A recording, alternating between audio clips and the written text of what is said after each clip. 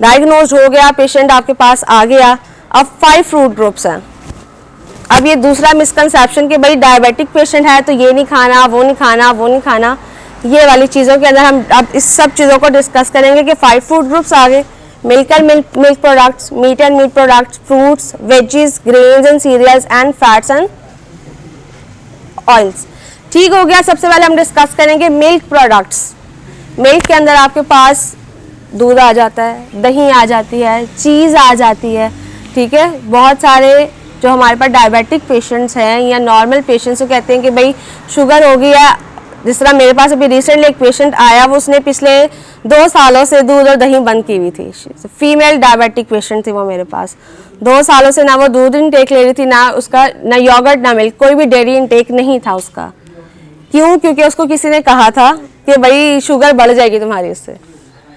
तो ये चीज़ें जो है ये एक मिसकंसेप्शन है, इसको हम ख़त्म करेंगे। हम सारा कुछ ही लेते हैं लेकिन उसकी एक तो पोर्शन साइज कंट्रोल करके और दूसरा हम स्विचिंग करवाते हैं। जिस तरह मिल्क और मिल्क इनटेक जितने भी प्रोडक्ट्स हैं हम उन्हें कहते हैं हम स्किम्ड यूज़ कर लें। दूध है तो स्किम्ड मिल्क यूज़ कर लें। अभी हम इसमें भी हम बात करते हैं। ठीक हो गया। दही है तो बजाय इसके कि आप फैटी योगर्ट लें, आप प्लेन योगर्ट लें। अब हम बात करते हैं कि कौन सा यूज़ करें। दूध है तो डिब्बे वाला यूज़ करें या खुला दूध यूज़ करें, ये एक बहुत सारी चीज़ें आ जाती हैं। तो सबसे अच्छी चीज़ यह कि आप खुला दूध यूज़ करें, फ्रेश मिल्क सबसे ज़्यादा अच्छी चीज़ वो है। लेकिन कुछ ऐसे एरियाज हैं, कुछ ऐसी जगह हैं जहाँ वो वाला दूध नहीं मिलता या अच्छा नहीं मिलता, तो उसके लिए फिर अब पैक मिल्क जो है वो रिकमेंड करते हैं। लेकिन उसकी एक कंडीशन ये होती है कि शॉर्ट एक्सपायरी हो उसकी। शॉर्ट एक्सपायरी ये नहीं कि अगर 5 दिन रह गए एक्सपायर होने में तो हम यूज़ करें।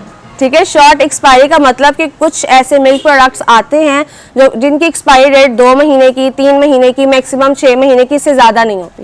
लेकिन कुछ ऐसे मिल्क प्रोडक्ट्स अगर आप अब जाएँ परचेज करते हुए आप उसका लेबल पढ़ें, उसके बाद एक्सपायरी डेट मेंशन होती है, तो आप उसको चेक करें कि अगर उसकी लॉन्ग एक्सपायरी है, कि अगर उसकी प्रोडक्शन जो है वो हुई है जनवरी में लेकिन उसकी एक्सपायरी जो है वो या तो नेक्स्ट जनवरी या दिसंबर की है, तो आप उसको यूज़ नहीं करेंगे क्योंकि उसके अंदर जो प्रिजर्वेटिव्स की क्वांटिटी है वो बहुत ज़्यादा उन्होंने ज़्यादा की होती है। डिफरेंट काइंड्स ऑफ केमिकल्स जो है वो ज़्यादा कर लेते हैं उसकी सेफ्टी के लिए ताकि वो ख़राब ना हो।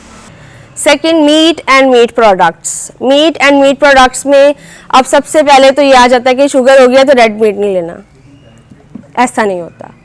आप हर तरह का मीट पोर्शन जो है वो यूज़ कर सकते हैं, बेशक वो रेड मीट हो, मटन हो, बीफ हो, चिकन हो, फिश हो, आप हर चीज़ जो है वो यूज़ कर सकते हैं। अब सेफ्टी साइड क्या आप कहने की लिमिटेशन कहाँ पे आ जाती हैं, बहुत ज़्यादा फैटी ना हो।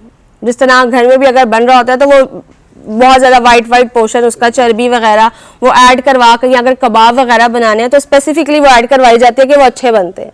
तो उन चीज़ों से जो है वो थोड़ा सा हम परहेज़ करेंगे कि फॉर डायबिटिक पेशेंट हम उसको इतनी बहुत ज़्यादा फैटी कंटेंट जो है वो उसके अंदर ऐड ना करवाएं, क्योंकि उससे उनके लिपिड प्रोफाइल डिस्टर्ब होने का इशू आ जाता है। उनके जो कोलेस्ट्रॉल या ट्राइग्लिसराइड्स वगैरह उनकी डिस्टर्बेंस का इशू आ जाता है। तो हम उनको मीट इनटेक लाजमी करवाएंगे, लेकिन उसके अंदर जो चर्बी कंटेंट हम कह सकते हैं, जितना भी फैट एक्स्ट्रा फैट जो होता है वो रिमूव करवा कर आप उसको मीट दें, आप उनको बीफ दें, चिकन दें, फिश दें, हर चीज़ दे सकते हैं। सेकेंड ऑप्शन, थर्ड हमारे पास आ जाता है फ्रूट्स। अब फ्रूट्स में जो है वो मेनली जो मुझसे क्वेश्चन किया जाता है कि भाई सेब भी तो मीठा है ना, वो आप हमें खाने को कह देती हैं और केला आप हमें मना कर देती हैं। ये बहुत सारे मेरे पेशेंट की कंप्लेंट्स है, भाई आपने अब हमें जापानी फल भी खाने दिया, सीजन था, लेकिन आपने जो है वो हमें उसके लिए मना कर दिया है, ग्रेप्स नहीं खाने आपने। ठीक है, तो फ्रूट्स में जो है ना वो मेनली हम सबसे पहले देखते हैं ग्लाइसेमिक इंडेक्स। अब ग्लाइसेमिक इंडेक्स क्या होता है? कंटेंट जो आपकी बॉडी में जब आप उसको कंज्यूम करते हो तो वो कितनी जल्दी जाके आपका जो शुगर लेवल है वो इनहेंस करेगा। ठीक है, which is called a glycemic index. तो इस तरह वेजेस में हम कर देते हैं हाई ग्लाइसेमिक, लो ग्लाइसेमिक और moderately glycemic. High glycemic once a week, उसमें क्या क्या लिस्ट आएगी वो भी मैं आपके साथ शेयर करूंगी। मॉडरेटली में जो हाई ग्लाइसेमिक है वो हम कोशिश करते हैं कह लें कि वंस अ मंथ हो जाए या ट्वाइस अ मंथ, इससे ज़्यादा नहीं। जो मॉडरेटली है वो वंस अ वीक आ जाए, और जो नॉर्मल है वो तो आप डेली बेसिस पे यूज़ कर सकते हैं। सही। अब दूसरी हम बात करते हैं ग्रेन्स की।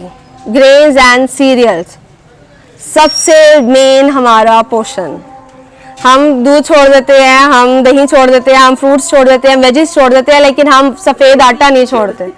रोटी नहीं छोड़ते हम, सफ़ेद आटा नहीं खाना छोड़ते। और मेन जो इशू आता है ना हमारा, वो इसी चीज़ से आता है।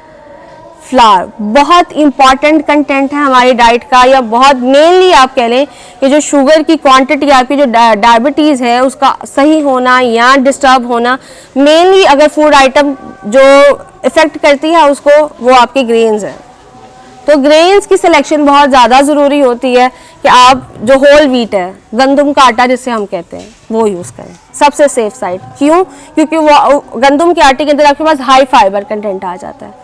गंदम का आटा खुद पिसवा रहे हैं या बाजार से पिसा हुआ ले रहे हैं, तो उसके अंदर आपके पास हाई फाइबर कंटेंट आ जाता है, जो कि बॉडी को एज एन कह लें कि डिटॉक्स भी काम करेगा, जितने भी आपकी कह लें कि बॉडी की वॉशअप के लिए भी काम करेगा, और शुगर लेवल को भी मेंटेन करेगा। लेकिन अगर हम बात करें तंदूरी रोटी की, नान की, बेसिकली जो आपके पास जो है वो जिसे हम कहते हैं मैदा है वो आपके पास, तो वो आपकी शुगर को भी डिस्टर्ब करेगा, और शुगर के साथ साथ स्टमक इश्यूज भी क्रिएट करेगा, और भी बहुत सारी चीज़ें हैं जो कि उसको डिस्टर्ब करेगा। एक तो चीज़ आ गई, अब कौन सी क्वालिटी की हमने लेनी है, तो हम प्रेफर करेंगे कि हम होल व्हीट यूज़ करें, गंदम का आटा या उसका जौ का आटा या बेसन, ये तीनों चीज़ें हम डायबिटिक पेशेंट को यूज़ करा सकते हैं। डिपेंड करता है कि उसकी कंडीशन क्या है, उसकी BSR की वैल्यू क्या आ रही है, उनकी लैब्स क्या आ रही है, और उनकी क्या एज है, ये सारे फैक्टर्स देख कर फिर रिकमेंडेशन होती है कि आया वो बेसन यूज़ करें, वो चॉकर यूज़ करें, या फिर जौ का या गंदम का आटा यूज़ करें।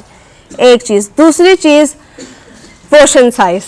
हम नॉर्मली रोटी बनाते हैं इतनी, ठीक है, और अगर कोई इधर पठान बैठा है तो उनकी रोटी होती है इतनी ठीक है। तो ये मेन चीज़ जो है ना यहाँ मसला करती है। ग्रेन्स के हवाले से पोर्शन साइज आपका बहुत बहुत इंपॉर्टेंट होता है। नॉर्मली हम जो पेशेंट्स को रोटी रिकमेंड करते हैं, या अगर हमारे लिए भी नॉर्मल इंसान भी अगर कोई मेरे पास आके, तो मैं उसको भी यही रिकमेंड करूँगी कि 6 इंचेस की। अगर आपको पता ना लगे कि 6 इंचेस या हमारी बॉडी रिक्वायरमेंट्स, क्योंकि बॉडी रिक्वायरमेंट्स भी तो डिफर करती है ना, तो सिर्फ इस तरह दोनों पाम्स को ज्वाइन करके आपको अंदाज़ा हो जाएगा कि मेरी इतनी रिक्वायरमेंट्स हैं। इस तरह मैंने ये दोनों पाम्स अपनी किए ना साथ, तो मुझे पता लग गया कि मेरी रिक्वायरमेंट्स इतनी है। थम्स को निकाल कर मेरी रिक्वायरमेंट इतनी है कि इतनी चपाती जो है वो मेरी बॉडी के लिए बहुत ज़्यादा ज़रूरी है कि मैं इतना इंटेक लूँ। तो हम बात करते हैं राइस की। राइस पोर्शन कितना होना चाहिए? Half plate. नॉर्मली भी डाइट का हिस्सा भी हमारा हाफ प्लेट ही होना चाहिए, लेकिन स्पेसिफिकली अगर हम डायबिटिक की बात करें तो उनके लिए भी जो रिकमेंडेशन होती है वो हाफ प्लेट की होती है। अगर आप ले रहे हैं उसके वाइट राइस ले रहे हैं तो भी हाफ, अगर आप बिरयानी ले रहे हैं या अगर आप बिरयानी ले रहे हैं या पुलाव ले रहे हैं तो वो भी आपका हाफ प्लेट आ जाता है। बाकी हाफ पोर्शन में आपका सैलड या जो सालन वाला पोर्शन होता है वो आ जाएगा। अब वो सैलड क्या करेगा? उसके अंदर सैलड आपकी शुगर को कंट्रोल करेगा, चावल बढ़ाएंगे और सैलड कंट्रोल करेगा, दोनों चीज़ें आ गई। हमने हर जगह पे उनको दो ऐसी चीज़ें देनी है, एक बढ़ा रहा हो, अगर बिलफर्ज वो पसंद कर रहे हैं कि भाई मैं कुछ इस तरह का फ्रूट्स या फूड लूँ या राइस लूँ, अगर उनको बहुत शौकीन है उस चीज़ों के, तो हमने उनको एक साइड थेरेपी देते हैं कि एक चीज़ अगर बढ़ा रही है तो दूसरी चीज़ उसको कंपनसेट कर रही है, उसको मैनेज कर रही है। सही। थर्ड हमारे पास आ जाता है फैट्स। फैट्स में जो हमारे पास सबसे मेन आता है कि काइंडली घी यूज़ मत करें, नॉर्मली भी हम ना यूज़ करें, और हम कौन सा यूज़ करेंगे? ऑयल। जितना भी वेजिटेबल ऑयल है वो हमारे लिए सेफ साइड है, ठीक है। अगर हम बात करें जैतून के तेल की, तो बहुत सारे लोग जैतून के तेल में खाना बनाते हैं, लेकिन वो प्रॉपर जिस तरह हम नॉर्मली तेल यूज़ करते हैं उसके साथ, तो वो एक हार्मफुल प्रैक्टिस है हमारे लिए। जैतून का तेल हमेशा ऊपर सिर्फ स्प्रिंकल किया जाता है, ठीक है, उसको कभी भी वो फ्राइड या कुछ इस तरह का नहीं करते। वो आप बजाय इसके कि बेनिफिशियल हो, आपके लिए बेनिफिशियल हो, आपके लिए वो हार्मफुल इफेक्ट क्रिएट करना स्टार्ट कर देता है। तो हमेशा उसको एज एन ड्रेसिंग यूज़ करते हैं। लाइक खाना आपने प्रॉपर बन गया, उसके ऊपर जितना आपने ऑयल ऐड करना है ऐड करके उसको, जिसे हम कहते हैं दम देना, तो उसको आप दम पे छोड़ दो तो वो खुद ही मिक्स हो जाएगा और वो आपका कर देगा। उसको कभी भी हाई हीट पे नहीं रखते। इवन दम भी आपका मैक्सिमम 3 मिनट का होता है, उससे ज़्यादा का आप दम नहीं दे सकते। ठीक हो गया? Thank you so much.